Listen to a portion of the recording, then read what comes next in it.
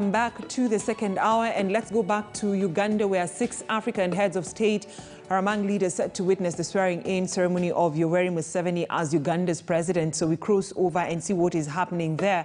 Remember, Yoweri Museveni was re-elected as the president of Uganda in January with 58% of the votes cast, while his closest contender, Bobi Wine, who's a musician but turned into a politician, got 35%. Several heads of state are expected to attend that meeting. Some have already arrived. Some are still on their way. Definitely a developing story here within the East Africa community.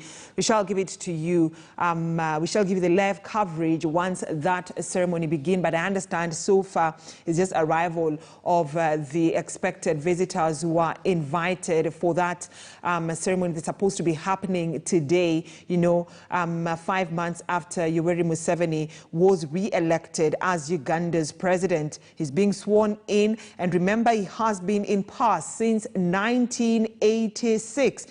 Let me just give you a list of some of the presidential leaders, presidents actually were expected to attend that meeting and have already arrived in Uganda. First, we saw the plane of Tanzania President Samia Suluhu Hassan, who's already in Uganda, and also in Uganda is Burundi's president. We also have Somalia's President Mohamed Abdullahi Mohamed, and also Zimbabwe. We have Emmerson Mnangagwa and Salva Kiir of South Sudan, and also Namibia's president is there. Guinea's president Alpha Conde is also there. We are yet to confirm whether President Uhuru Kenyatta, who's also the EAC chairperson, will be attending the swearing-in of Yoweri Museveni as the president of Tanzania. And some of the heads of state that I've mentioned, 6 of the presidents who've already arrived in not Tanzania, sorry for that, but Uganda, were received by Uganda's State Minister for Foreign Affairs, Henry Okello, and at the Entebbe airport ahead of Museveni's swearing-in ceremony for his 6th.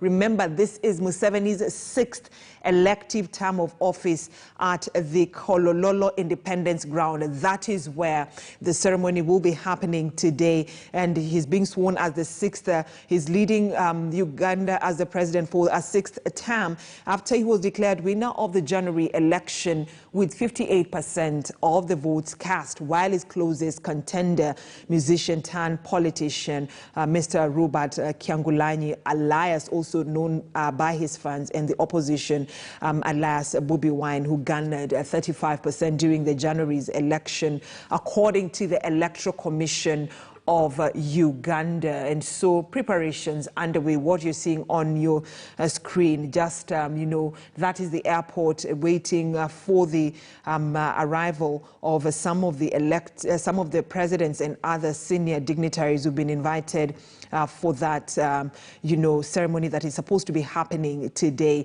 But also of concern to the opposition is claims by Bobi Wine that his house has already been surrounded by police officers ahead of today's swearing-in. This is not something new that has been witnessed in Uganda anytime there are high political temperatures. Remember, this is the same claim that Bobi Wine had during the elections that were held in January. Again, yesterday, he had the same claim of his house being surrounded by police officers. And so, more heads of state and representatives of other governments are among the more than 4,000 guests expected to attend the event, with members of Uganda's opposition having shunned, following what they described as a sham election. Bobi Wine, together with his, elected leaders at parliament, have termed this election as sham election. They were saying it lacked integrity. There was a lot of voter bribery, voter intimidation, and several arrests that were made during that time. And this is something that he even called a press conference to try and substantiate. And so, it is a developing story in Uganda within the East Africa community. The swearing-in of Yoweri Museveni he will continue serving the people of Uganda for a 6th term after being re-elected as the president of Uganda. And so the swearing-in ceremony is happening today, and it's not only Bobi Wine who has raised concern about police officers surrounding his house. You also have Besigye, an opposition leader who's not a new name or a new face in Uganda when it comes to matters politics. Before the entrance of Bobi Wine, he also claimed of oppression ahead of this swearing in of Yoweri Museveni. But then something that, our viewers here on KTN News Center and Kenyans at large need to know is that Ugandan security officers were deployed, in different parts of the city of different parts of Uganda, actually, ahead of Yoweri Museveni swearing. This is just as a way of trying to, lower the high political temperatures that have been reported in different parts of Uganda ahead of the swearing in of Yoweri Museveni to continue serving for his 6th term. Remember, he's been in office since 1986, and Bobi Wine is on the record saying that it is a high time that Yoweri Museveni stepped down and let Ugandans get a new leadership. So now, at the Entebbe Airport, International Airport, we are seeing another plane has just jetted in. So we wait and see who is actually going to be walking out of that plane. Is it a president? Is it a representative of the government, of a government? And so we will wait and see once the doors of that plane will be open to see who will be walking out of that plane. Remember that Uganda is expecting at least 4,000 invited guests to attend that swearing-in ceremony of Yoweri Museveni. But then, let me just repeat for you, give you a list of some of the presidents and vice presidents who are expected for that swearing-in. We have Samia Suluhu of Tanzania. We have South Sudan. We have President Salva Kiir. We have Hage Geingob, I hope I pronounced that name properly, of Namibia. And also we have Burundi being represented there by Evariste, and also Ethiopia we have Saleh Zidwe, and for Somalia we have Mohamed Farmajo, the president of Somalia, and also Guinea we have Alpha Conde and Emmerson Mnangagwa, the president of Zimbabwe, also expected for that swearing-in ceremony.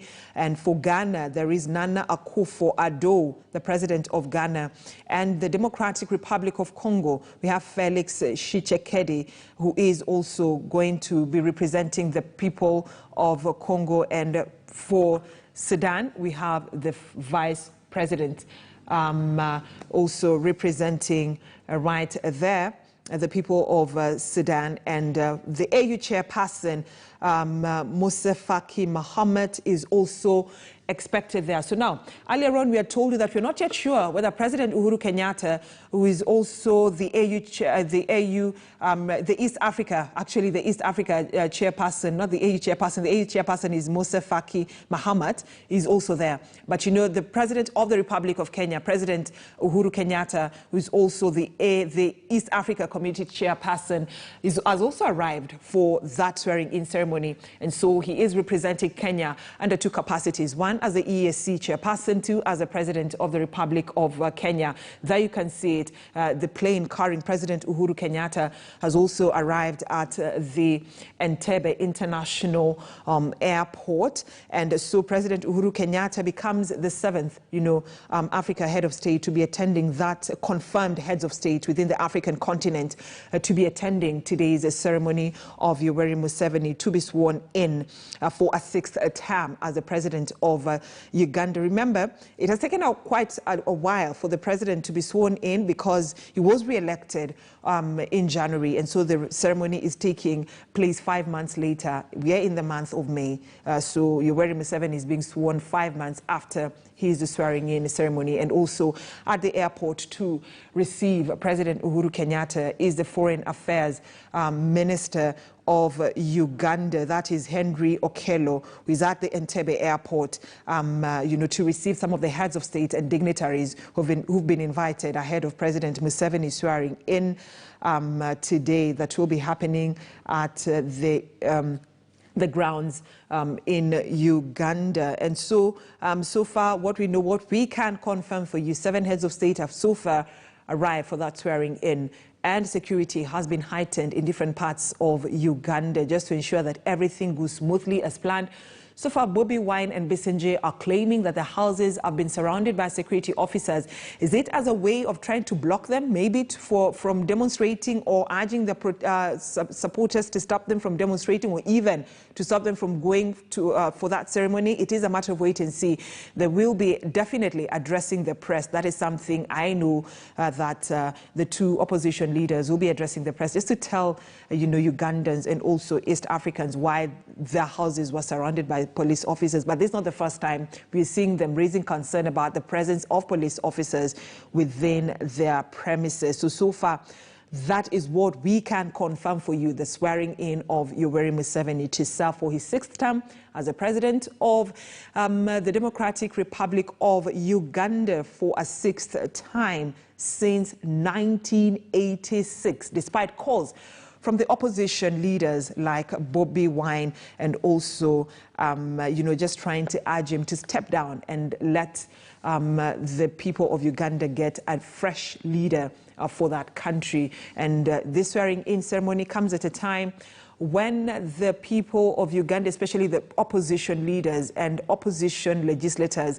are saying that this was a sham election that was conducted in January. They do not recognize the elections that were conducted because they say it had a lot of voter bribery, voter intimidation. There was no transparency in terms of the relay of results. This is because after that claimed shutdown of internet, so they were asking if the internet was shut down, then how were the elections being transmitted to the Ugandan Electoral Commission? Those were some of the pertinent questions that the opposition leaders were asking. And so we can see President Uhuru Kenyatta's plane right there. He has arrived for that swearing-in ceremony. He's appearing for that ceremony under two capacities. One, representing the people of Kenya as the President of the Republic of Kenya and also as the East Africa Community Chairperson. So that is the latest information that we have for you here on KTN News Center when it comes to the swearing-in